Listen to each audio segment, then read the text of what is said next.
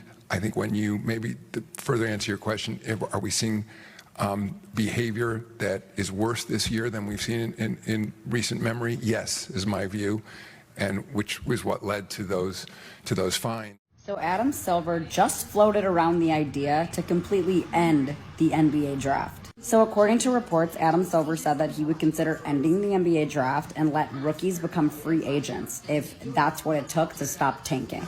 Let's be clear, this isn't a rule change that's going into effect tomorrow. It's a thought experiment about how bad tanking has gotten. But just imagine this for a second. No NBA draft, no lottery picks, and every rookie can choose where they want to sign. On one hand, tanking becomes pointless. Because why lose 60 games if the top prospect can just sign with Miami, New York, or LA? And on the other hand, small markets get absolutely cooked. Because now you've got rich franchises with cap space, location, branding, all becoming magnets for top talent. The draft is literally the only system in sports designed to force competitive balance. You remove it, parity's gone. The real issue isn't the draft. It's teams openly gaming the system and forcing fans to have to watch fake basketball for half the season. If the NBA really wants to stop tanking, fix the incentives. Don't blow up the entire foundation of how talent enters the league. Ending the draft doesn't fix tanking. It actually creates a new problem that is much worse. So be honest, would you rather watch tanking or the Lakers sign every top rookie? All right, guys, let's settle in. There's been a lot of talk about tanking in the NBA and what the NBA can do about it. I've covered it a little bit on my channel. And then I read this morning. Adam Silver and his advisors would seriously consider abolishing the rookie draft and turning rookies into free agents if it is the only way to stop tanking. This is an idea that's been floated for a number of years, but drafts really only happen in the United States. I mean, that's ironically enough. In sports systems around the world, in soccer, basketball, whatever it may be, there's no draft. Prospective young athletes are eligible to sign with whatever team they choose to. Only in the NBA do they have drafts as a form of competitive balance, right? So the best teams don't always acquire the best assets. Otherwise, you have, Manchester United, Manchester City, they're, for years and years and years, Manchester City more nowadays, that have always gotten the best young talent. Now, the big argument to this is, okay, if I'm a young player, I'm going to want to go to LA. I'm going to want to go to New York, one of those big markets where I can maximize my celebrity and get a whole bunch of endorsements off the court. But not Kawhi Leonard endorsements, real endorsements. I think there's a way to do both. I think if you are one of those bad teams in the NBA, you're the Sacramento Kings, one of the worst teams this season. I think what the NBA does is, okay, hey, you're one of the 10 worst teams. You have X amount of dollars to spend on rookie free agents. Say it's $20 million that you can spend. And if you're one of the better teams, you can only spend $8 million. So those rookie players are going to have to decide if they want to take less money and go to LA or take more money and go to a place like Sacramento. Now, I'm going to tell you what, if I'm a rookie player, I'm taking the hit and I'm going to LA. I'm not going to Sacramento. There's a number of cities I would just not want to go to. I think a lot of those guys aren't going to want to go to Sacramento. They're going to want to go somewhere where they can market themselves. These guys are young. They're going to be 18, 19, 20 years old. They don't want to go somewhere where there's not a lot to do. Like Miami would be a hot spot for things like this. So do I think that it's probable? No, I don't think that it's probable. I really don't. I don't think that they can get a system in place that would actually help the really bad teams that aren't tanking. They're just bad. But I do think that it's possible. I think there are enough tweaks that can happen, enough ways you can kind of fix the salary cap. Selfishly, I'm a Lakers fan, so I would love this. But I also recognize that it would be really bad for small markets. And that is the whole reason why you have the draft. To have these small market teams have the opportunity to have one of the best potential young assets. Man, so Adam Silver is considering abolishing the NBA draft to get away with tanking. Now, he flattened the odds, and that made it worse.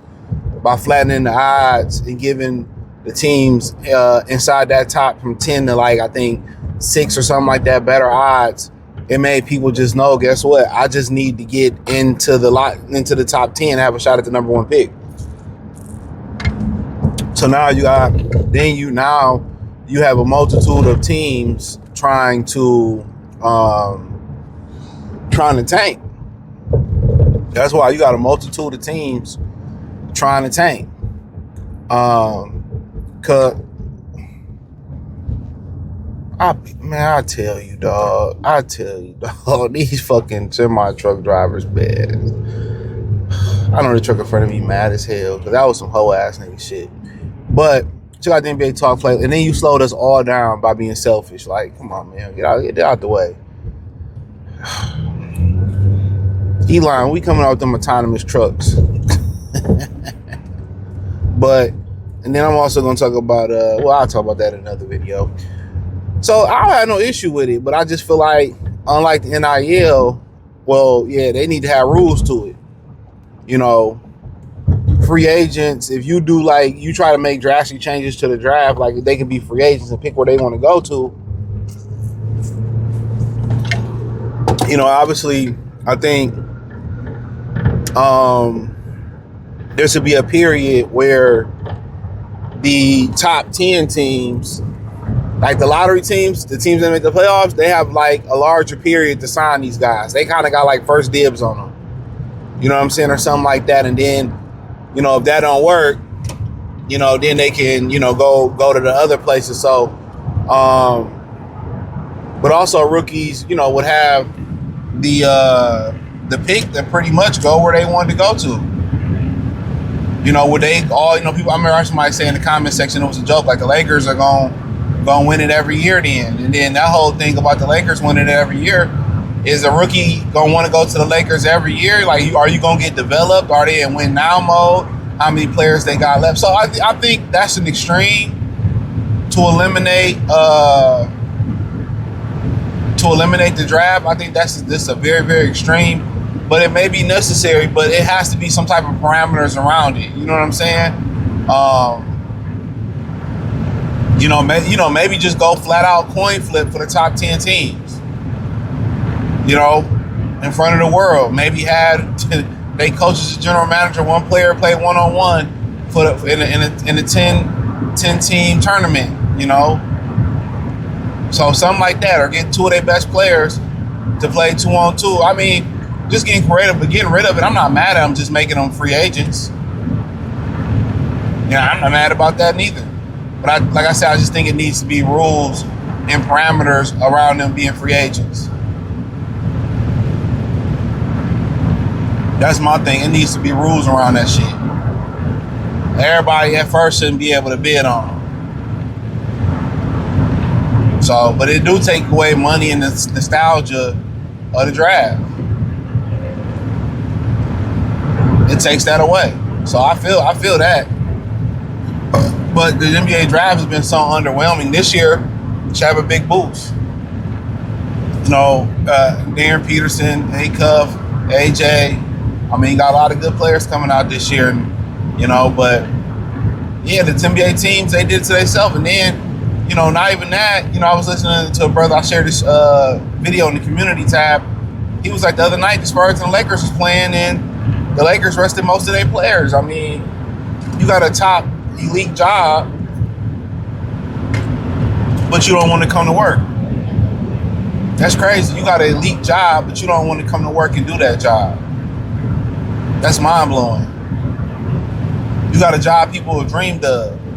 And, you know, for the most part, people don't want to work no more. You got men who don't want to work no more. And that's sad. We get into it and we got men who don't want to work. That's supposed to be programming your DNA to work. Niggas want to sit in. You got athletes wanting to be streamers now. They don't miss a stream, but they miss games. You got them load managing in college now. But yeah, it need to be some draft reform. I mean, there's other ways he can spice the draft up. Like I said, the guy these, you know, players play 2-on-2 or 1-on-1 in the lottery. That'd be another stream of income for the NBA. That'd be smart. You know? Have they GMs have a shoot-off, or they coaches have a shoot-off or something like that. Must-see TV. Especially that 2-on-2 or 1-on-1 with their best players returning. But yeah, it's hurting the product. When you got people tanking before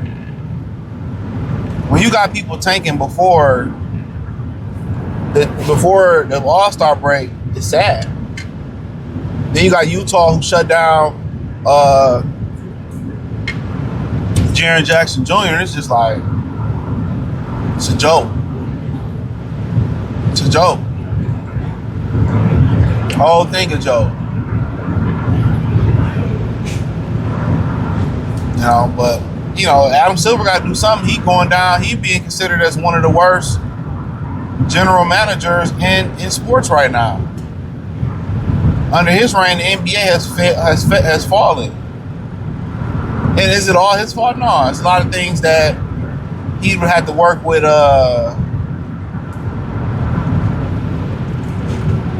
He'd have to work with NCAA and other amateur level basketball at AAU to fix. AAU's had a lot to do with it. Sad. It is, but yeah, I mean, I'm not opposed to what he's thinking. Like, I feel like that's an extreme, but there's other ways that he can actually get a better revenue about it. But if he's gonna do that to eradicate tanking or get rid of it altogether, well, they got to be rules. The teams in need should have the first bid, or should be the only bidders for a certain crop of talent. And then everybody else can get in where they fit in at. So, but things are made to change. I feel like one of the greatest modern day rule changes was the NFL moving extra kickback to the 30, extra point back to the 30. That was a great change. Made the game, instead of kicking it from the 2 for the extra point, and made the games more exciting. It seemed like ever since they did that, the kickers' field goal percentages went down. But hey, let me know what y'all think. Thumbs up the video, share the video, subscribe to the channel, hit the link in the description, join the Patreon. Peace.